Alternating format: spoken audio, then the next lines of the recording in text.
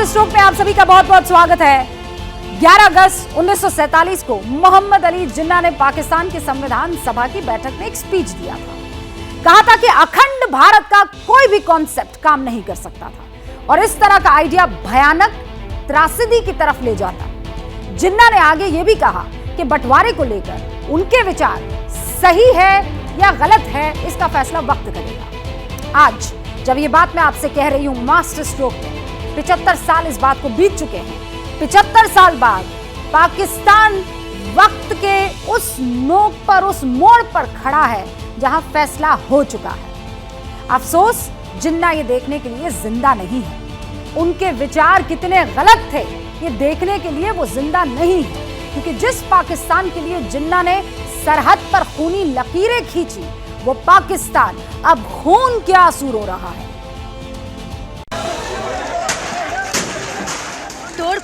तोड़-फोड़ बेहिसाब हंगामा। गुस्से का ये गुबार पाकिस्तान को फूंकने निकला है। बगावत का बिगुल कराची की आवाम ने फूंका है। कराची पाकिस्तान की आर्थिक राजधानी है। लंबे अरसे से कराची का बिजली, पानी, गैस सब बंद है। लिहाजा आवाम के सब्र का बांध टूटा तो कराची में पीपुल्स पार्टी के दफ्तर पर धावा बोला गया। तोड़फोड़ हुई, गोलियां चली, क्या कुछ नहीं हुआ। कराची के इलाके लियारी में बिजली और गैस की अदम फरहमी पर एहतजाज किया गया। मुजाहिरीन ने पीपल्स पार्टी के जिलाई ऑफिस पर धावा बोल दिया। मुश्तइल अफराद ने दफ्तर में तोड़फोड़ की। पुलिस ने 14 अफराद को हिरासत में ले लिया है। इल्जाम शरीफ सरकार पर है। अवाम हक लेने आई थी, लेकिन हक के बदले गोली मिली। निहत्थी अवाम पर गोलियां दागी गयी, जिससे अवाम भड़क गयी। हालात सिविल वॉर जैसे बन गए। ये पीपल्स पार्टी का दफ्तर है खलीलोत का। इसने हम लोग तो अलग रांगीवाड़े के आदमियों पर फायर किया, गोलियां बरसाया इन लोगों ने। पीपल्स पार्टी के खलीलोत इस लोगों ने गोलियां बरसाया करके हम गरीबों पर। हम अपने मसला लेकर आए थे, पानी का, बिजली का और गैस का। हम पर फायर किया गया इन लोगों ने। यानी अवाम तिल तिल मर रही है और हुक्मरान मस्त है। मौज तो सेना की भी है, जो अवाम के $10 बिलियन डकार गई। जनरलों ने इतनी मोटी रकम का ब्यौरा तक शरीफ साहब को नहीं दिया। नेता और जनरल मन माफिक खुराक खाकर मोटे होते जा रहे हैं और अवाम भूख से मर रही है। पाकिस्तान तबाही की आग में जल रहा है, लेकिन हिंदुस्तान का सिक्का दुनिया में चल रहा है। अंग्रेजों की एक पुरानी कहावत है, ऑल रोड्स लीड टू रोम, लेकिन अब वक्त बदल चुका है और आज की दुनिया कह रही है all roads lead to India, to Delhi. Delhi के रुतबे को आज पूरी दुनिया सलाम कर रही है। अमन और तरक्की की राह पर आगे बढ़ने के लिए दुनिया दिल्ली का रास्ता पकड़ रही है। और ये सवाल भी उठ रहे हैं कि क्या रूस और यूक्रेन की बारूदी जंग अब इतिहास का हिस्सा बनने वाली है? क्या दुनिया में वर्ल्ड वॉर का खतरा अब खत्म होने वाला है? जवाब आसान नहीं है, लेकिन इतना जरूर है कि दुनिया भारत की तरफ बड़ी उम्मीद से देख रही है। यूक्रेन जंग पर वेस्टर्न पावर्स के साथ रूस के बढ़ते टकराव के बीच दिल्ली में G20 की बैठक हो रही है। इसमें दुनिया के तमाम दिग्गजों के साथ साथ अमेरिकी विदेश मंत्री एंटनी ब्लिंकन, रूस के विदेश मंत्री सर्गेई लावरोव, चीन के विदेश मंत्री किंग गांग और ब्रिटेन के विदेश मंत्री जेम्स क्लेवरी भी शामिल हैं। सबको अमन की तलाश है। दबाव लगाने, प्रेशर डालने पुतिन पे, ताकि वो समझ सके कि पूरी जो विश्व है, जितने भी लोकतांत्रिक देश हैं खास तौर पर, वो जुड़े हुए हैं और एक ही आवाज़ है। हम कह रहे हैं कि ये ठीक नहीं है, इस युद्ध को बंद करें। और अमेरिकी विदेश मंत्री एंटनी ब्लिंकन चंद दिन पहले खुद भी कह चुके हैं कि अगर मोदी न होते तो पुतिन यूक्रेन पर एटम बम बरसा देते। ये सबूत है हिंदुस्तान पर टिकी दुनिया की उस उम्मीद का जो कहती है कि अमन की राह हिंदुस्तान के उसी पीस प्लान से निकलेगी जिसके मेन आर्किटेक्ट प्रधानमंत्री नरेंद्र मोदी है। हाल के वर्षों में दिल्ली डेमोक्रेटिक वर्ल्ड का एक ऐसा पावर सेंटर बनकर उभरी है जिसके हर कदम पर दुनिया की नजर होती है। और जब प्रधानमंत्री नरेंद्र मोदी कुछ कहते हैं तो सब उसे गौर से सुनते हैं, क्योंकि भारत तरक्की की बात करता है, अमन की बात करता है। अमन और तरक्की का ये पैगाम दुनिया के हर कोने तक पहुंचाने के लिए दिल्ली में G20 की बैठक के साथ साथ रायसीना डायलॉग का मंच भी सज चुका है, जिसमें दुनिया भर के करीब 2500 पार्टिसिपेंट्स शामिल होंगे। G20 समिट और रायसीना डायलॉग का जो मेन आइडिया है वो ग्लोबल पीस और डेवलपमेंट है। उम्मीद ये भी है कि इस समिट से रूस यूक्रेन वॉर के खात्मे का सॉलिड प्लान निकलेगा, मगर ज़ेलेंस्की जिद छोड़ेंगे? और पुतिन कदम पीछे खींचेंगे, ये तो बहुत मुश्किल लग रहा है, क्योंकि वॉर वाली टाइमलाइन में केमिकल वॉरफेयर वाले आरोपों की बरसात अब शुरू हो चुकी है। रशिया का अग्रेसिव एक्शन जारी है। यही वजह है डोनबास के कई इलाके इस वक्त मिसाइल अटैक झेल रहे हैं। रूस की तरफ से बाखमुत इलाके में जबरदस्त बमबारी की गई। इसके शॉकिंग वीडियो अब सामने आए हैं। एक पूरा हरा भरा शहर अब मातम और खौफ का नया नाम बन चुका है। हालांकि जिस वक्त यूक्रेन को अमेरिकी सैन्य मदद मिल रही थी, उसी दौरान रूस ने नए सिरे से बाइडेन एडमिनिस्ट्रेशन पर आरोप लगाया। रशिया की तरफ से कहा गया कि अमेरिका अब यूक्रेन के अंदर केमिकल वॉरफेयर का इस्तेमाल करने का प्लान बना रहा है और अगर ऐसा हुआ तो फिर अमेरिका और रूस के बीच सीधा टकराव हो सकता है। हालांकि इस सब के बीच खबर आई है कि अब यूक्रेन में अमेरिका अपनी लिक्विफाइड गैस को सप्लाई कर सकता है। इसे लेकर मीटिंगों का दौर शुरू हो चुका है। इधर यूक्रेन की एनर्जी यूनिट ने कहा है कि यूक्रेन के न्यूक्लियर प्लांट्स के अंदर अब अमेरिका का फ्यूल इस्तेमाल हो रहा है। इन्हीं सब डेवलपमेंट्स के बैकड्रॉप में रशियन आर्मी का कहना है कि अब यूक्रेन वॉर में अमेरिका केमिकल वॉरफेयर का इस्तेमाल कर सकता है और ऐसा करके वो दुनिया के सामने रशियन आर्मी को बदनाम करने की कोशिश करना चाहता है, ताकि मैसेज ये जाए कि यूक्रेन की जमीन पर पुतिन की आर्मी ने नॉन कन्वेंशनल वेपन का इस्तेमाल किया। दूसरी तरफ यूक्रेन को हथियारों की सप्लाई लाइन लगातार जारी है। सर्बिया ने 3500 grad anti aircraft missile defence missiles Ukraine को हैंडओवर कर दी हैं और अब यूक्रेन के पास बारूदी माइंस की नई खेप भी आ चुकी है। और इसी तरह का बारूदी खौफ ईरान ने भी बढ़ा दिया है, क्योंकि ईरान के एटमी जखीरे को लेकर एक बहुत बड़ी खबर सामने आई है। दुनिया के न्यूक्लियर वॉरहेड्स पर नजर रखने वाली एजेंसी ने कह दिया है कि ईरान परमाणु बम बनाने के बहुत करीब आ चुका है। वो 2 हफ्ते से भी कम वक्त में न्यूक्लियर बम बना सकता है। टेंशन इसीलिए भी है क्योंकि ईरान परमाणु बम बनाने के बेहद करीब पहुंच चुका है। चौंकाने वाला दावा ईरान के टॉप ऑफिसर के साथ यूएन की एजेंसी IAEA तक ने किया। दावा है कि ईरान अगले 12 दिनों में एटम बम रेडी कर सकता है। परमाणु बम बनाने का साजो सामान ईरान जुटा चुका है। ईरान पहले से चोरी छिपे एटम बम बनाने के लिए बदनाम है। यही वजह है कि ईरान के न्यूक्लियर प्रोग्राम पर अमेरिका ने कड़े प्रतिबंध लगाए थे, जिन्हें 2015 में हुए परमाणु समझौते के बाद हटा दिया गया था। तब ईरान परमाणु प्रोग्राम को सीमित करने पर सहमत हुआ था, लेकिन ईरान हरकतों से बाज नहीं आया। 2018 में अमेरिका के तत्कालीन प्रेसिडेंट डोनाल्ड ट्रंप ने समझौते की कड़ी निंदा की और अमेरिका ने खुद को इस समझौते से अलग कर लिया था। खतरा बड़ा है, लिहाजा ईरान के एटमी प्रोग्राम को सुपर पावर अमेरिका भी मॉनिटर कर रहा है। चंद रोज पहले अमेरिका की खुफिया एजेंसियों का दावा है कि ईरान फिसाइल मटेरियल के प्रोडक्शन के करीब पहुंच चुका है, जिस पर ईरान की तरफ से भी सफाई आई। 84% समृद्धि यूरेनियम के संबंध में ऐसा है कि ये एक वाल्व के बगल से लिया गया नमूना था। निरीक्षकों ने संबंधित सामग्री के स्तर की जांच की और महसूस किया कि ये 60% से ज्यादा नहीं है। उधर संयुक्त राष्ट्र की परमाणु निगरानी संस्था ने दावा किया है कि ईरान का यूरेनियम भंडार तेहरान और विश्व शक्तियों के बीच 2015 के समझौते के बावजूद 18 गुना ज्यादा बढ़ चुका है। धमाके तो दिल्ली की सियासत में भी हो रहे हैं, जिसके निशाने पर दिल्ली के मुख्यमंत्री अरविंद केजरीवाल हैं। भ्रष्टाचार के आरोप में गिरफ्तार मनीष सिसोदिया और सत्येंद्र जैन के इस्तीफे के बाद बीजेपी और कांग्रेस ने आम आदमी पार्टी पर हमले अब तेज कर दिए हैं। शराब नीति में कोई घोटाला नहीं हुआ, सब फर्जी है।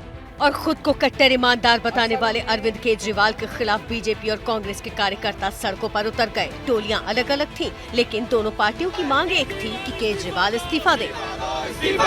केजरीवाल इस्तीफा दो, केजरीवाल इस्तीफा दो। दिल्ली सरकार के शराब घोटाले को लेकर के दिल्ली के अलग अलग चौराहों पर बीजेपी आज प्रदर्शन कर रही है और इस तरीके के जो बैनर्स हैं वो लेकर के बीजेपी के कार्यकर्ता खड़े हैं। शराब घोटाले के सरगना केजरीवाल इस्तीफा दो के नारे यहाँ पर लगा रहे हैं। प्यादों से तो इस्तीफा ले लिया,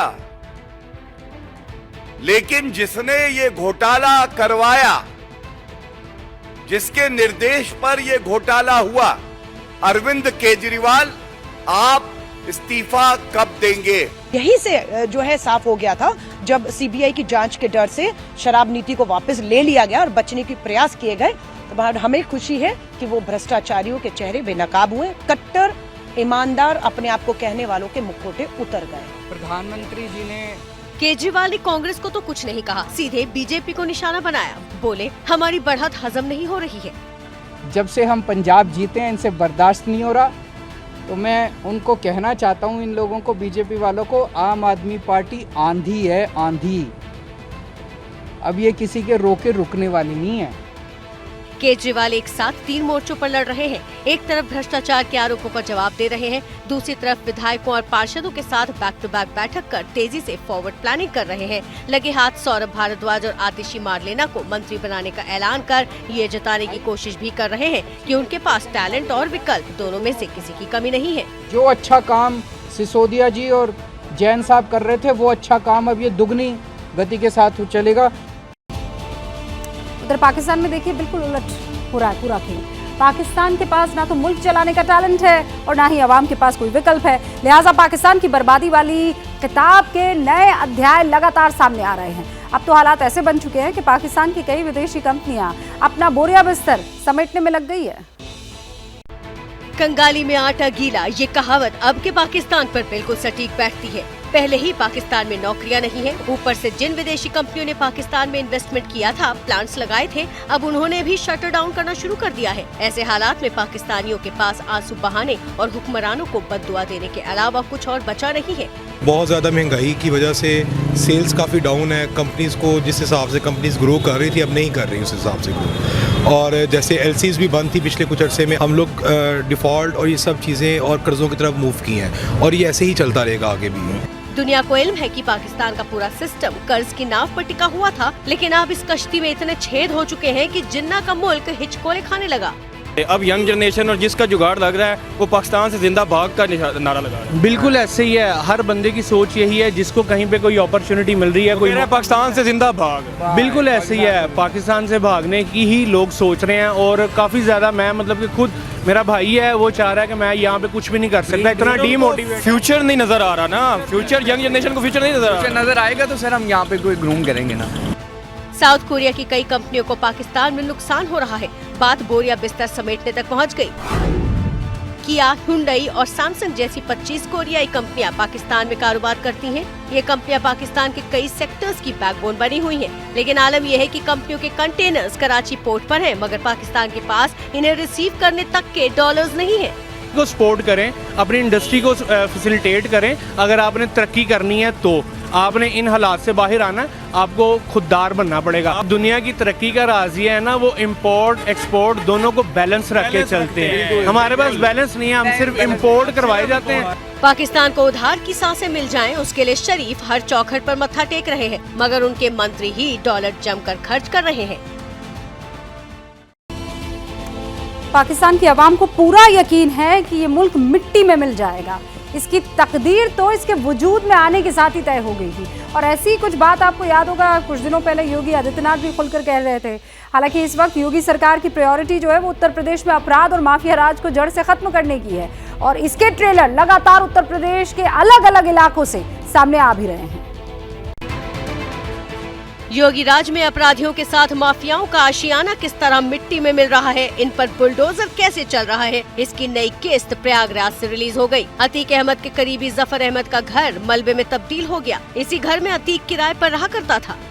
योगी का मैसेज लाउड एंड क्लियर है, यूपी में अपराधियों के लिए कोई जगह नहीं है। इसीलिए जब बुलडोजर से घर गिरने की कार्रवाई हो रही थी, उसी दौरान अतीक की तरफ से सुप्रीम कोर्ट में अर्जी लगाई गई। कहा गया कि अहमदाबाद जेल से यूपी की जेल में ट्रांसफर न किया जाए, क्योंकि फर्जी एनकाउंटर हो सकता है।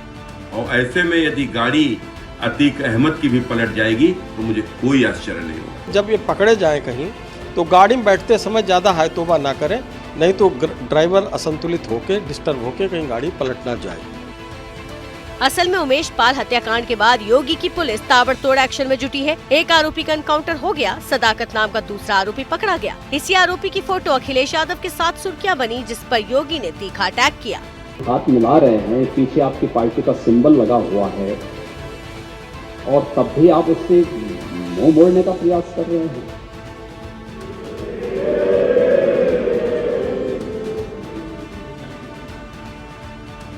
जो उमेश पाल मारा गया था उसकी कोई जाति नहीं थी क्या? संदीप निषाद जो हमारा कांस्टेबल मारा गया, क्या उसकी कोई जाति नहीं थी क्या? यानी आप ठेका ले चुके हैं जाति का।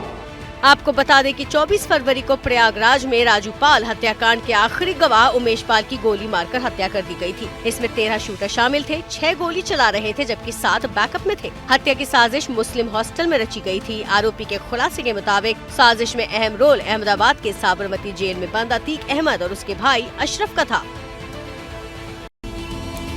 यहाँ योगी सरकार जो है माफियाओं पर बुलडोजर चला रही है, उनके घरों पर, उनकी बेनामी संपत्ति पर बुलडोजर चला रही है। उधर कुदरत का बुलडोजर भी सामने दिखने लगा है। अमेरिका के कई इलाकों में बर्फीला अटैक हुआ है। विंटर स्टॉर्म ने कई जगह पर लोगों को परेशान कर दिया और इसी विंटर बुलडोजर वाले एक्शन की याद सबके सामने आ गई है। सब कुछ तहस नहस हो गया है। कैलिफोर्निया तो ऐसा लग रहा है जैसे किसी ने उसे विंटर वाले वंडरलैंड में तब्दील कर लिया। पीछे देखिए ना किस तरीके के अभी मंजर वहां अमेरिका में नजर आ रहे हैं। न ये साउथ पोल है न ही नॉर्थ पोल की तस्वीरें हैं। टनों टन बर्फ से ढका ये अमेरिका का कैलिफोर्निया है जो नए विंटर स्टॉर्म के बाद स्नो वाले वंडरलैंड में तब्दील हो चुका है। आलम यह है कि कई इलाकों में 6 फीट यानी करीब 2 मीटर तक बर्फबारी रिकॉर्ड हो चुकी है। आबादी के हिसाब से अमेरिका का सबसे बड़ा स्टेट कैलिफोर्निया है। करीब 4 करोड़ की पॉपुलेशन वाले इस राज्य में दिसंबर से ही विंटर स्टॉर्म और एटमॉस्फेरिक रिवर की मार पड़ रही है। एक के बाद एक कई बर्फीले तूफान, फिर बाढ़ और बारिश ने कैलिफोर्निया के कई इलाकों को पूरी तरह से रोक दिया है, जमा दिया है। असल में 24 घंटे पहले अमेरिका की नेशनल वेदर सर्विस ने नॉर्थ कैलिफोर्निया के लिए भारी बर्फबारी की आशंका जाहिर की थी। ये बताया था कि कैलिफोर्निया के पहाड़ी इलाकों में बर्फीला तूफान आ सकता है। ये आशंका सच साबित हुई, लेकिन इस बार नॉर्थ से लेकर साउथ कैलिफोर्निया यानी सिएरा नेवाडा रेंज से लेकर सैन बर्नार्डिनो रेंज वाले सदर्न माउंटेन्स भी भीषण बर्फबारी की चपेट में आ गए। हालात ये है कि सैन बर्नार्डिनो ने इमरजेंसी डिक्लेयर कर दी है और लोगों से कहा गया है कि ऐसे मौसम में बाहर निकलना खतरनाक साबित हो सकता है। यूनिवर्सिटी ऑफ कैलिफोर्निया का कहना है कि पिछले 5 महीने में कैलिफोर्निया में अब तक करीब 42 फीट बर्फबारी हो चुकी है। इसके चलते 53 साल का रिकॉर्ड टूटा है। 1970 में ऐसा विंटर स्टॉर्म देखने को मिला था। इसी तरह के हालात अमेरिका के दूसरे स्टेट मिशिगन में भी बने हुए हैं। पिछले 5-6 दिनों से हजारों घरों में तूफान और बारिश की वजह से पावर सप्लाई पर असर पड़ा है। लगातार पावर लाइंस को रिपेयर किया जा रहा है। वैसे जहां तक पूरे अमेरिका की बात है तो FlightAware.com के मुताबिक मंगलवार को खराब मौसम की वजह से 500 कमर्शियल फ्लाइट्स कैंसिल हो गयी और 3000 से ज्यादा डिले हो गयी। वैसे जहां तक तबाही का सवाल है तो इसकी तस्वीरें अमेरिका से 9000 किलोमीटर दूर ग्रीस से भी आई। यहाँ एक पैसेंजर ट्रेन हादसे का शिकार हो गई। इस ट्रेन हादसे में 36 लोगों की मौत हुई है, 85 लोग जख्मी बताए जा रहे हैं। इनमें से कुछ लोगों की हालत बहुत सीरियस है। ये ट्रेन हादसा उत्तरी ग्रीस के टेम्पे शहर के पास हुआ है, जहां पैसेंजर ट्रेन और मालगाड़ी आपस में टकरा गई। इसके बाद सब कुछ आग के गोले में बदल गया और जब शोरे थमे तो चारों तरफ कोहराम था। ट्रेन के डिब्बे को देखकर लग रहा था जैसे किसी ने माचिस के डिब्बे बिखेर दिए हों। एथेंस से करीब 380 किलोमीटर दूर हुए हादसे में पैसेंजर ट्रेन के 4 डिब्बे पटरी से उतर गए। 3 डिब्बे खाक हो गए और 2 डिब्बे पूरी तरह चकनाचूर हो गए। ट्रेन के पुर्जे दूर दूर तक फैल गए। जैसे ही हादसे की खबर फैली, आसपास के शहरों से एम्बुलेंस भेजी गई। रेस्क्यू ऑपरेशन के लिए फायर फाइटर्स की टीम भी पहुंच गई और सेना की देखरेख में लोगों को बचाने का काम शुरू हो गया। डीरेल हुए डिब्बों में फंसे लोगों की तलाश के लिए ड्रोन फुटेज कलेक्ट किए जाने लगे। इमरजेंसी मेडिकल सपोर्ट के लिए आसपास टेंट लगा दिए गए और फिर लोगों को अस्पताल भेजा जाने लगा। मैं एक बात की गारंटी देता हूं कि हम हादसे की वजह पता लगा कर रहेंगे और ये तय करेंगे कि अब ऐसा नहीं हो। बताया जाता है कि एथेंस से थेसलोनिकी जा रही पैसेंजर ट्रेन में करीब 350 लोग सवार थे। इनमें से ज्यादातर स्टूडेंट थे जो कार्निवल में हिस्सा लेकर लौट रहे थे। ग्रीस की अथॉरिटीज 2 ट्रेनों की टक्कर की जांच कर रही है, लेकिन सवाल यह है कि क्या एक हादसा थर्ड वर्ल्ड वॉर को शुरू कर सकता है। इस सवाल के पीछे एक प्रेडिक्शन है और उसे वजह बताया जा रहा है। न्यू नेस्ट्राडामस के नाम से मशहूर क्रैग हैमिल्टन ने तीसरे विश्व युद्ध को लेकर एक चौंकाने वाली बात कह दी है। ब्रिटेन में प्रॉफिट ऑफ डूम के नाम से मशहूर क्रेग हैमिल्टन पार्कर की प्रोडक्शन के मुताबिक साल 2023 में वर्ल्ड वॉर शुरू हो सकता है और ये वर्ल्ड वॉर रूस और यूक्रेन वॉर की वजह से नहीं बल्कि इसके लिए ब्रिटेन के मशहूर साइकिक एक प्लेन क्रैश की बात कर रहे हैं। क्रेग ने ताइवान में एक भयानक विमान दुर्घटना की भविष्यवाणी की है जो इस साल तीसरे विश्व युद्ध की शुरुआत हो सकती है। ब्रिटेन के डेली स्टार से बात करते हुए क्रेग हैमिल्टन ने बताया, या तो 2 पनडुब्बियां या फिर 2 विमानों में टक्कर होगी। इस घटना से चीन और रूस दोनों महाशक्तियां शामिल हो जाएंगी। भविष्यवक्ता की तरफ से कहा गया कि आने वाले 2 साल में सिचुएशन और ज्यादा गंभीर हो जाएगी। क्रेग का कहना है कि ये युद्ध इतना बड़ा हो जाएगा कि यूक्रेन का युद्ध देखने में छोटा लगेगा। क्रेग हैमिल्टन का नाम सुर्खियों में इसलिए आया है क्योंकि उन्होंने क्वीन एलिजाबेथ की मौत को लेकर सटीक भविष्यवाणी की थी। हालांकि इस बार वर्ल्ड वॉर को लेकर कई और चौंकाने वाले दावे किए गए। क्रेग की तरफ से कहा गया कि इन कॉन्फ्लिक्ट्स में रूस चीन का साथ देगा, जिसके बाद सिचुएशन और ज्यादा बिगड़ जाएगी। ये भी संभावना जाहिर की गई कि इस जंग के बाद एक नया चीन बनेगा जो कई हिस्सों में टूटा हुआ होगा। हालांकि ये बात सही है कि इस वक्त चीन और ताइवान के बीच टेंशन बनी हुई है। चीन लगातार ताइवान को अपना हिस्सा बताता है, जबकि ताइवान के साथ दूसरी तरफ अमेरिका खड़ा हुआ है। इसी के चलते बार बार चीन अमेरिका को वार्निंग भी दे रहा है। अमेरिका जानबूझकर ताइवान के मुद्दे पर इतिहास से छेड़छाड़ कर रहा है। इससे गलत मैसेज जा रहा है। अमेरिका ने ताइवान के साथ अपने सैन्य संबंध और ज्यादा बढ़ा दिए हैं। अगर अमेरिका ताइवान को लेकर अपना रास्ता नहीं बदलेगा तो फिर इसके गंभीर नतीजे होंगे। चीन तो ये कह चुका कि अमेरिका ताइवान के मुद्दे पर आग से खेल रहा है। हालांकि जहां तक फ्रांस के ओरिजिनल नॉस्ट्राडामस की भविष्यवाणी की बात है, तो उन्होंने भी काफी पहले ये कहा था कि साल 2023 में एक बड़ा युद्ध होगा। नॉस्ट्राडामस ने कहा था कि 2023 दुनिया के लिए अहम साबित होने वाला है। 2023 में तो पाकिस्तान के लिहाज से भी काफी अहम साबित होने वाला है ये पूरा का पूरा साल, क्योंकि कई एक्सपर्ट्स आने वाले कुछ महीनों में पाकिस्तान के संपूर्ण पतन की आशंका जता चुके हैं। मगर पाकिस्तान के लीडर्स डैमेज कंट्रोल करने की बजाय उल्टा उन एजेंसियों को ही कोस रहे हैं जिनके सामने कुछ दिन पहले तक वजीर आजम शहबाज शरीफ गिड़गिड़ा रहे थे। सवाल है कि आखिर IMF की लानत मलानत क्यों शुरू हो गई है? फरवरी का महीना था। पाकिस्तान की हैसियत को लोन के तराजू में IMF ने तोला। तमाम फाइलें पलटने के बाद IMF की टीम इस्लामाबाद से लौट गई। खैरात देने का कोई ठोस वादा भी नहीं किया। लेकिन अब IMF का मन बदल गया है, जिससे पाकिस्तान खींच गया है। गुस्से की वजह भी है। पाकिस्तान IMF का मेंबर है, लेकिन पाकिस्तान के साथ बर्ताव भिखारियों जैसा हो रहा है। IMF का मसला ये है कि वो इन्फोर्स नहीं करेगा, वो रेकमेंड करेगा, लेकिन जो डिले आ रहा है वही पाकिस्तान को नुकसान पहुंचा रहा है। क्योंकि ये $1.1 अरब आने में जितना डिले आएगा उतनी इकॉनमी आपकी सफ़र करेगी, क्योंकि आपके पास फाइनेंसिंग नहीं है। ख्वाजा आसिफ साहब ने भी ये बात कन्फेस कर ली टीवी के ऊपर आकर के डिफ़ॉल्ट होना नहीं हो चुका है। पाकिस्तान IMF की शर्तों पर लगातार वर्कआउट कर रहा है, लेकिन IMF से खैरात मिलने की कोई उम्मीद नहीं है। ऐसे में नवाज लाओ पाकिस्तान बचाओ की मुहिम शरीफ ने छेड़ दी है, जिस पर भी सवाल उठ रहे हैं। नवाज शरीफ साहब भी वापस आकर ठीक कर सकते हैं तो आ जाए फिर। अब ये 22 करोड़ आवाम या भूख से मर जाएगी तो फिर नवाज शरीफ साहब आएंगे, उनके पास कोई जादू की छड़ी है जिससे उन्होंने ठीक कर देना। IMF की जो MD है उन्होंने कि जी एक पाकिस्तान को एक मुल्क की तरह फंक्शन करना चाहिए। अभी हमारे दोस्त ममालिक ने हमें कह दिया जी हम अगर टैक्स लगा रहे हैं अपने लोगों पर तो आपको ये नहीं हो सकता कि सऊदी अरब ने वाज़ेह तौर पर कहा कि अब उस तरह से नहीं होगा कि जनाब आपको हम पैसे देते रहें। पाकिस्तान को एक हफ्ते में IMF से खैरात मिलने की उम्मीद अभी बाकी है, लेकिन आवाम का नजरिया कुछ और है। सूरत हाल ये है कि हम लोग इस वक्त जिनसे भी मांग रहे हैं ना, वो कोई मुसलमान नहीं। वर्ल्ड बैंक हो जाए, IMF हो जाए, इवन के चाइना हो जाए, सभी देख लेना जिनसे मांग रहे हैं। वजह क्या है कि वो बहुत तरक्की कर चुके हैं। हमने तरक्की नहीं की क्योंकि हम लोग अमल से, हम लोग मेहनत से, हम लोग डायरेक्शन से बहुत दूर हैं। हमारी डायरेक्शन ही कोई नहीं है। दुनिया भिखारी न समझे पाकिस्तान को तो और क्या समझे। अब इस पर भी शरीफ साहब को मिर्ची लगे तो फिर लगे। आवाम को तो सब समझ में आ रहा है, समझ में किसे नहीं आ रहा है? वहाँ के हुक्मरान को। वैसे एक ऐसा मुल्क और है जो हूबहू पाकिस्तान के ही नक्श कदम पर चल रहा है। पाकिस्तान की ही तरह वहाँ गुर्बत है, आवाम भूखी मर रही है, लेकिन फिर भी एटम बॉम्ब और मिसाइलों की धमकियां लगातार जारी है। हालांकि इस बार नॉर्थ कोरिया के तानाशाह किम जोंग दूसरी वजह से सुर्खियों में है। अचानक उन्हें हॉलीवुड की फिल्मों से बैर हो गया है। फिर क्या था? जनता को कहना पड़ा जो तुमको नहीं हो पसंद वो फिल्में हम कभी नहीं देखेंगे। जिसकी एटमी सनक, जिसका गुरूर, जिसके तानाशाही फैसले दुनिया को हैरान करते हैं, उस किम जोंग उन ने नया कांड कर दिया। कांड ऐसा जिसने नॉर्थ कोरिया के बाशिंदों के होश उड़ा दिए हैं। नॉर्थ कोरिया के लिए तानाशाह ने नया और बेहद डरावना फरमान जारी किया है। नॉर्थ कोरिया के सुप्रीम लीडर ने नॉर्थ कोरिया में हॉलीवुड फिल्मों पर बैन लगा दिया है।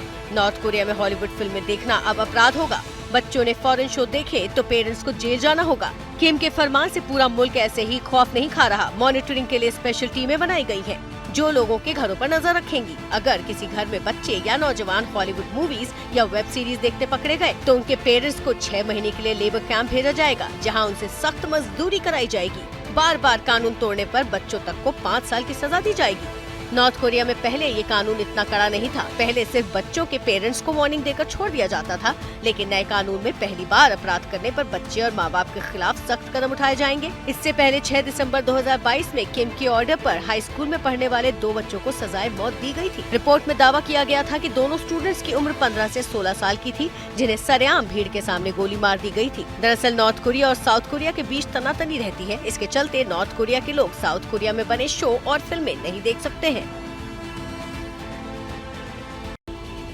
क्या ही राजा है ये। फिल्मों तक तो बात ठीक है, लेकिन जब बात बारूदी हथियारों की होती है तो फिर दुनिया की में जंग के नए एपिसेंटर तैयार होने का खतरा बढ़ जाता है। और यही काम अब ईरान की जमीन पर हो रहा है। इजरायल और अमेरिका से अदावत के बीच ईरान ने अचानक अपने गोला बारूद और मिसाइल डिफेंस सिस्टम को एक्टिव कर दिया है। जो ऐलान हुआ है, ऐलानिया तौर पर वॉर ड्रिल का आगाज भी कर दिया है।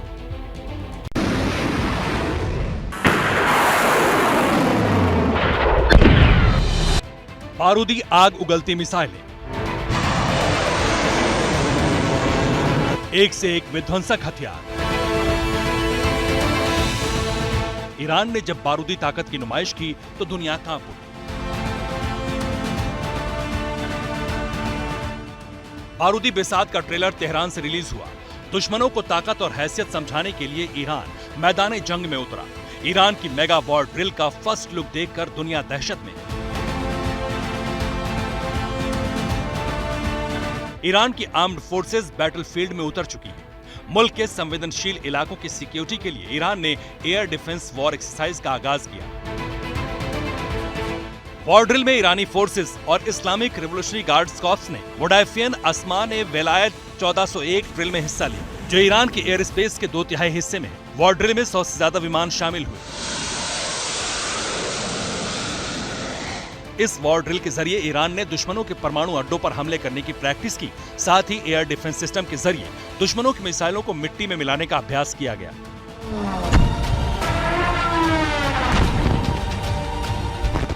ईरान की आगे की रणनीति और भी विध्वंसक है। मेगा वॉर ड्रिल में आर्म्ड फोर्सेस के साथ पुलिस भी ज्वाइंट एक्सरसाइज करेगी, जिसमें होममेड वेपन्स की ताकत ईरान दुनिया को दिखाएगा। माना जा रहा है कि इस मेगा वॉर एक्सरसाइज के जरिए ईरान अमेरिका को एक बड़ा मैसेज देना चाहता है।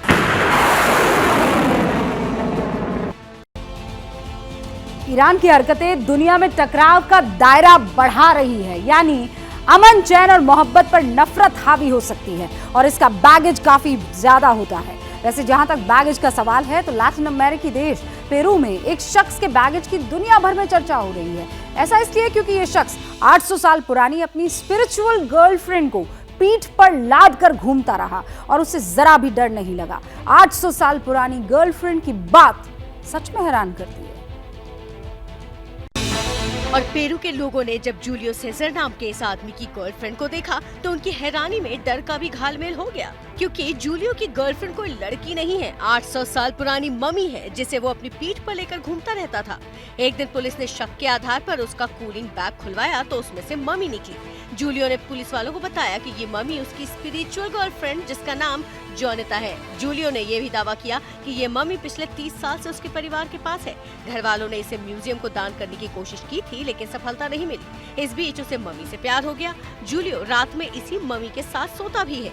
ग्रीस के संस्कृति मंत्रालय का कहना है कि ये मम्मी 600 से 800 साल पुरानी है और 45 साल के पुरुष की है। इसे ग्रीस के पूनो इलाके में खोजा गया था। अब ये जूलियो के हाथ कैसे लगी ये तो जांच में पता चलेगा, लेकिन पेरू की अथॉरिटीज ने फिलहाल मम्मी को कब्जे में ले लिया है। जो जूलियो के लिए मोहब्बत है वो दुनिया की नजरों में सनक है, धरोहर से छेड़छाड़ है। वैसे किसी भी चीज के बारे में राय कायम करना लोगों का हक है, करते भी हैं। कई बार आपने देखा होगा कि अंग्रेजी को ज्यादा तूल दी जाती है हिंदी के मुकाबले, लेकिन हिंदी साहित्य की ताकत देखिए आप कि अंग्रेजी ने भी सर झुकाकर उसे सलाम किया है। सुर्खियों से हमेशा दूर, लेकिन साहित्य के इतना करीब कि अपना वजूद तक भूल जाए। जब कोई ऐसा किरदार मिले तो समझ लीजिए कि आप विनोद कुमार शुक्ल से रूबरू हैं। कवि, कहानीकार, उपन्यासकार, अपनी कलम से साहित्य की तमाम विधाओं को आकार देने वाले विनोद कुमार शुक्ल को PEN America Vladimir Nabokov award for achievement in international literature 2023 से सम्मानित किया जाएगा। वो इस ग्लोबल अवार्ड से सम्मानित होने वाले भारतीय एशियाई मूल के पहले लेखक हैं। मतलब इस अवार्ड के बारे में तो मुझको मालूम नहीं था। अगर इस पुरस्कार को जो है दूसरी भाषा में, अंग्रेजी भाषा में यदि एक पहचान मिलती है तो इससे तो हिंदी की पहचान बढ़ेगी। यथार्थ और कल्पना के धागे में अनुभव के मोती पिरोने वाले विनोद कुमार शुक्ल का साहित्य सिर्फ हिंदी की धरोहर नहीं है, उसने अलग अलग भाषाओं में दुनिया तक पहुंच बनाई है। विश्व साहित्य में योगदान के लिए ही उन्हें $50,000 की सम्मान राशि दी जाएगी। तकनीक और अपनी चर्चा से दूर रहने वाले विनोद कुमार शुक्ल खुद को सिर्फ लिखे शब्दों में समेटते हैं, लेकिन जो उन्हें जानते हैं वो उन्हें हिंदी के निर्माताओं में गिनते हैं। क्या मजबूरी है मेरी, बताइए। मैं अभी आपको बताती हूँ कि मैंने ओए होए होए होए नमकीन के चटकारे लेते हुए टकटकी मार के डिबेट शो को पॉज रिपीट कर करके देख रहे हैं जोगिंदर जी। इनकी तरह आप भी देखें अपनी फेवरेट डिबेट्स को रिपीट कर और डाउनलोड कीजिए एबीपी लाइव ऐप अपने स्मार्ट टीवी पर।